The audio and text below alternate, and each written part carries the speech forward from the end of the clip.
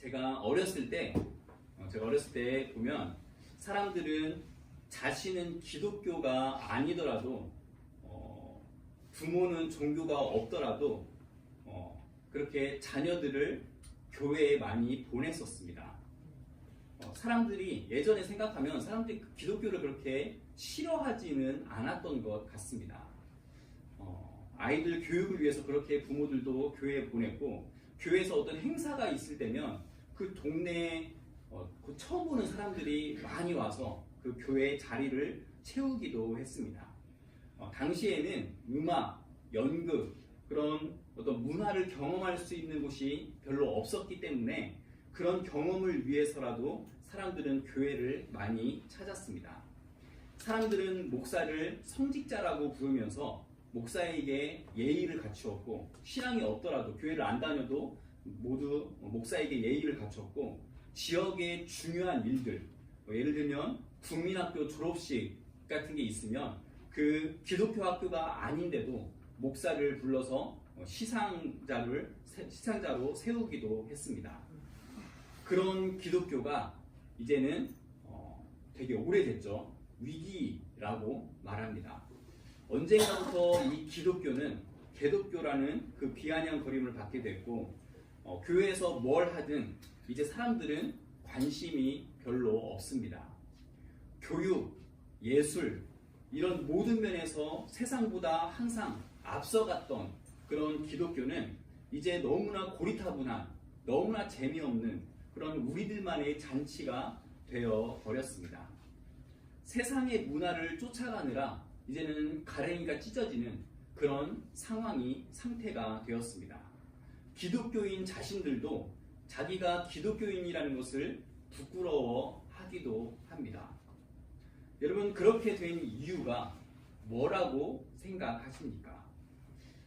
요즘 시대에 이렇게 과학이 발달하고 생명을 복제까지도 하고 우주를 왔다 갔다 하고 하는 이 시대에 비이성적이고 비합리적이고 비과학적인 것들을 믿으라고 하니까 사람들이 그렇게 많이 떨어져 나가는 것 같습니다.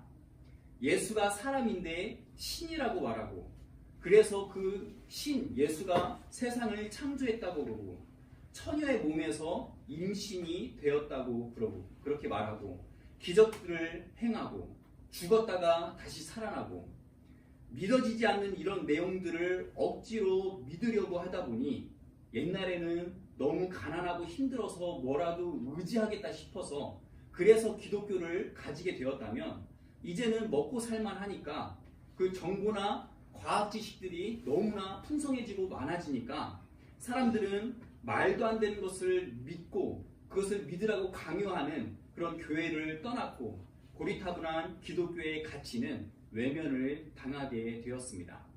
어떤 사람들은 신학 내용들이 이제는 현대 사람들에게 맞지 않기 때문에 기독교가 감수하는 것을 막기 위해서는 전통적인 신앙의 틀을 바꾸어야 된다라고 주장하기도 합니다. 오래전부터 기독교가 보여줬던 그런 독선적인 태도, 왜 너희 기독교만 그렇게 옳다고 하고 다른 종교는 다 틀렸다고 하냐? 왜 예수만 유일한 구원이라고 그렇게 너희는 말을 하냐? 이제는 그런 표현들을 쓰지 말고 그런 표현들은 좀 자제를 하고 상생, 화합, 종교 대통합 이런 것들을 말해야 한다고 주장을 합니다. 이런 기독교의 문제들을 잘 파악하고 잘 받아들여서 다시 기독교의 부흥, 교회의 전성기를 이루어야 하는 것이 앞으로 우리 기독교인들의 과제일 것입니다. 그런데 여러분, 정말 그렇습니까? 사람들이 교회를 떠나는 이유가, 사람들이 기독교를 싫어하는 이유가 성경이 비상식적이고 비논리적이어서 고리타분한 그 신학을 현대인들이 받아들이지 못해서 현대인들의 삶과 생각과 가치에 맞지 않아서 그래서라고 생각을 하십니까? 물론 세상은 하루가 다르게 아주 빨리 변하고 있지만 그 세상에 변화가는 풍조에 따라서 우리가 믿고 우리가 고백하는 것을 바꾸어야 된다라고 저는 생각하지 않습니다. 우리 믿고 고백하는 것은 그게 쉽고 이해가 돼서 우리가 그렇게 할 수 있는 것이 아니라 믿을 수 없는 것들이 믿어지는 성령의 도우심에 있습니다. 예수님께서는 제자들에게 내가 누구냐라고 물으셨을 때 베드로는 주는 그리스도시요 살아계신 하나님의 아들이라고 대답을 합니다. 그 베드로의 대답에 예수님께서는 그것을 네가 알고 그렇게 말하고 있는 것은 네가 똑똑하고 네가 고민해서 그것을 찾아냈기 때문이 아니라 아버지 하나님께서 알게 해주셨기 때문에 그것을 네가 알고 지금 말하고 있는 거다라고 말씀하셨습니다. 이해하기 어려운 성경이 믿어지는 것, 문명과 과학이 발전한 이 현대에 고리타분한 신학을 받아들일 수 있는 것, 그것은 성령님께서 해주시는 것입니다. 성령의 도우심 때문에 태초에 말씀이 계셨다는 것도, 그 말씀이 육신이 되어 이 땅에 오셨다는 것도, 말씀이신 예수 그리스도께서 우리의 빛과 생명이 되어 주신다는 것도 다 믿을 수 있는 겁니다. 그러니까 성경을 알고 모르는 것, 전통적 신앙을 받아들이고 못 받아들이는 것, 이것은 성령님께 속한 것이기 때문에 현대에 그런 것이 기독교의 위기를 초래했다라고는 말할 수 없는 겁니다. 그러면 뭐가 문제일까요? 왜 기독교가 위기일까요? 현대 교회의 문제는 하나님의 자녀가 되는 권세를 소홀히 여기고 있기 때문이라고 생각합니다. 이 권세는 하나님의 자녀가 되었기 때문에 누릴 수 있는 특권입니다. 이 특권을 우리는 잘못 누리고 있었기 때문에, 소홀히 여기고 있었기 때문에 한국 교회에 위기가 찾아온 것입니다. 이 특권을 잘못 이해했고 잘못 가르쳤고 잘못 누리고 있었습니다. 우리가 사는 이 세상에서 우리가 인생을 살아가는데 가장 강력한 힘은 신앙, 믿음이라고 말하고 싶겠지만 솔직히 냉정하게 보면 아마 돈일 것입니다. 돈이 가져다주는 편리함, 자존감, 풍족함, 그런 것이 돈이 없어서 배고파하고 무시당하고 소외당하는 것보다 훨씬 더 좋습니다. 훨씬 더 낫습니다. 우리는 이 세상을 살면서 돈이 절대적인 힘이라는 것을 절감하면서 삽니다. 그것을 부러워하고 그것을 가지려고 하다 보니까 금수저라는 말도 생겨났습니다. 태어나 보니 부모가 돈이 많아서 많은 재산과 권력을 그대로 상속받는 것입니다. 금수저로 태어나면 시작도 다른 사람보다 훨씬 앞에서 시작을 할 수 있고, 능력이 없어도 자신의 능력 이상의 것들을 누릴 수가 있습니다. 금수저로 태어난 그 특권은 실제로 큰 힘이 되고 실제로 편리한 것이 됩니다. 그래서 이런 세상 속에 살고 있는 교회도 하나님의 자녀가 되는 그 특권을 금수저의 특권으로 이해하기 시작했습니다. 예수님을 믿고 우리가 영원한 천국을 유업으로 받으면 그 전지전능하신 하나님께서, 천지를 창조하신 하나님께서 이 땅에서도 우리가 넉넉하게 살 수 있도록 그 전지전능하신 능력을 발휘해 주실 것이라고 그렇게 믿었습니다.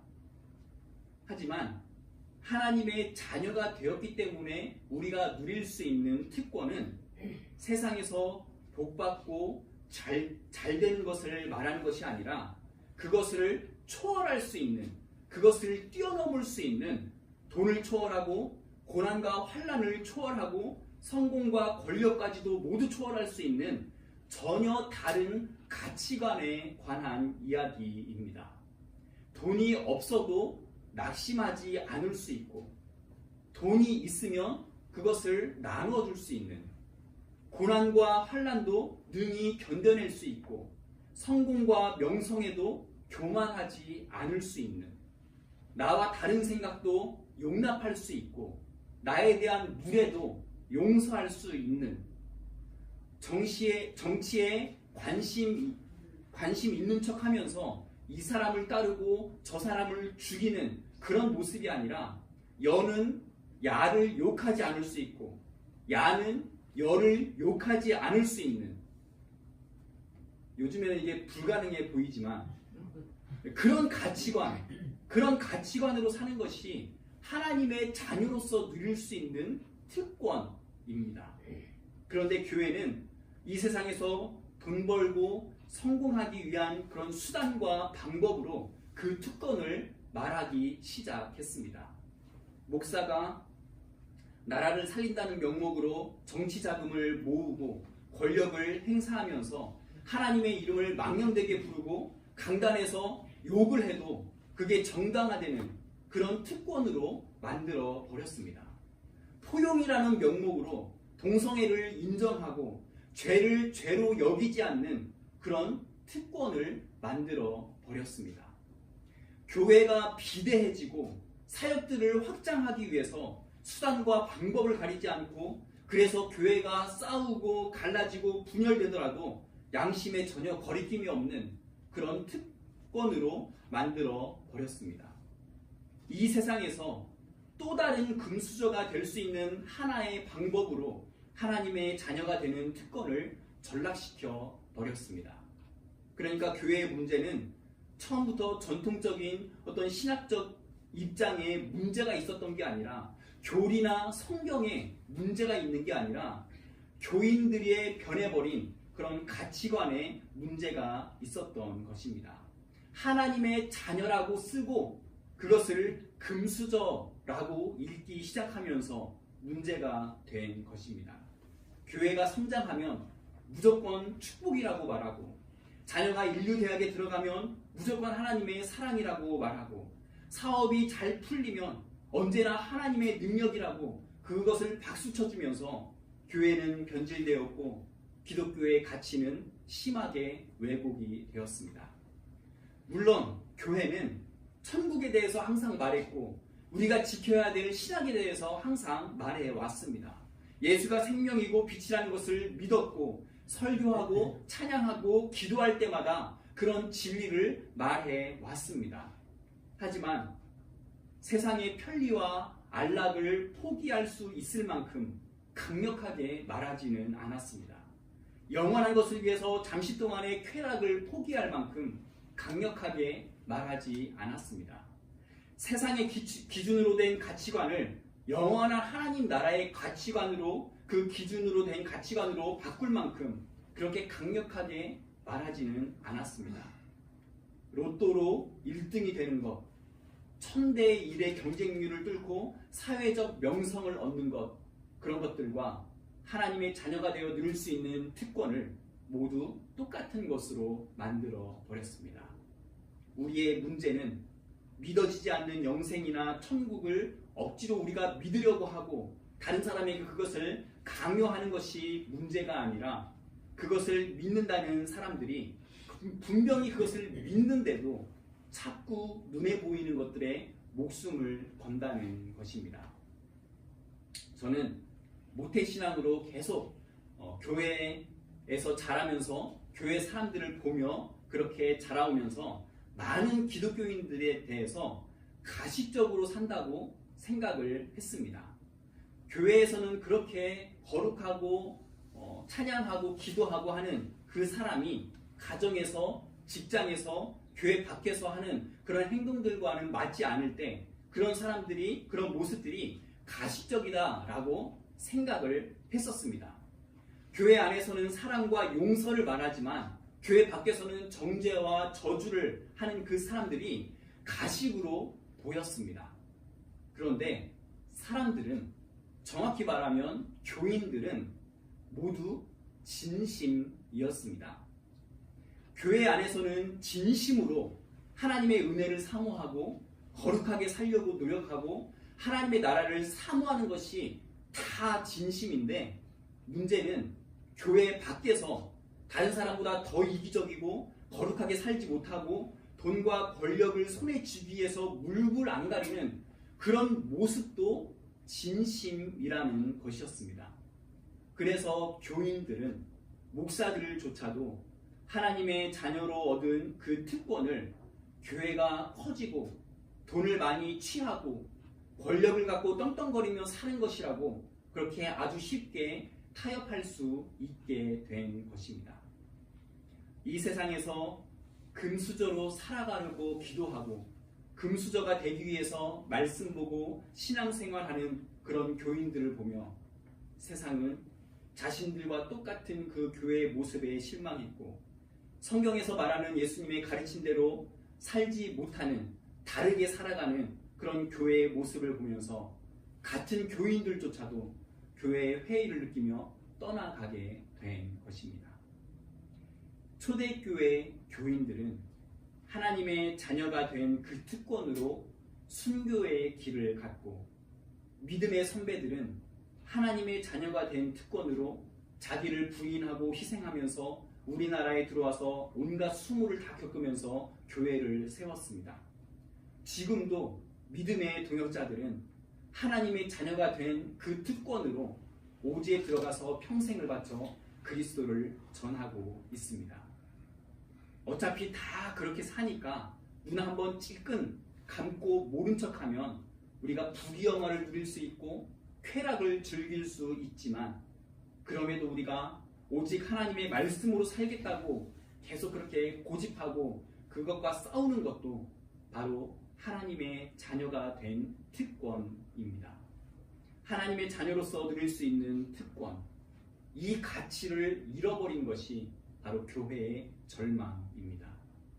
신학을 재해석하는 것이 교회를 살리는 것이 아니라 하나님의 자녀로서 누리는 특권을 회복하는 것이 교회를 살릴 것입니다.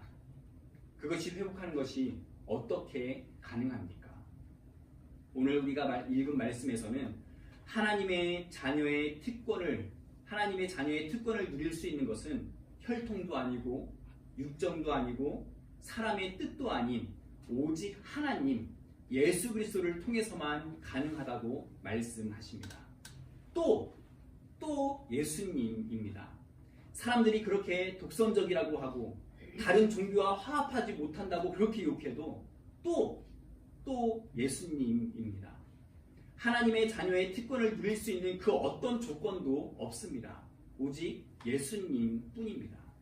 유대인이라는 혈통이 하나님의 자녀가 되게 해주는 것도 아니고, 목사라서 장로라서 그 직분 때문에 하나님의 자녀가 되는 것도 아닙니다.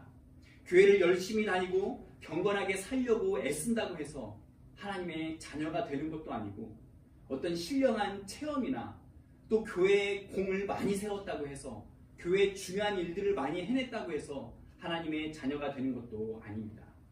오직 하나님의 아들 예수 그리스도를 통해서만 구원받을 수 있습니다. 예수님만이 유일한 길입니다. 이런 이야기, 이런 말, 이런 설교들이 아직 신앙이 없는 사람들에게는, 믿지 않는 분들에게는 독선적으로 들릴 수도 있고 타종교를 비하하는 말로 들릴 수도 있습니다. 이런 말이 무례하지 않도록, 무시하는 것처럼 들리지 않도록 주의를 기울여야 한다는 것도 인정합니다. 그렇지만 하나님의 자녀들이 모여서 예배하는 이런 교회에서조차 예수님만이 생명이십니다, 이것을 자신 있게 외칠 수 없고 그 고백을 우리가 조금씩 자제해야 된다면, 그렇게 해서 사람들이 교회에 찾아오고 기독교가 그래서 다시 사람들에게 인정받고 힘을 얻는다, 그러면 그게 무슨 의미가 있겠습니까? 우리 공동체와 우리 삶에서는 사도 요한이 말하고 있는 이 고백이 더욱더 분명하게 확실하게 드러나면 좋겠습니다. 하나님의 아들 예수만이 우리의 빛이시고 우리의 생명이십니다. 우리는 예수님 때문에 하나님의 자녀가 되는 권세를 받았고 이 권세 때문에 힘든 세상을 우리가 믿음으로 견디며 살아갈 수 있습니다. 그것이 그리스도인의 힘이고 교회의 부흥입니다. 이 힘을 갖는 우리 성도님들 되시기를 바랍니다. 하나님의 자녀로서 특권을 제대로 누리시는 우리가 되기를 바랍니다. 그것이 우리 대학로교회의 부흥이 될 수 있기를 간절히 바랍니다.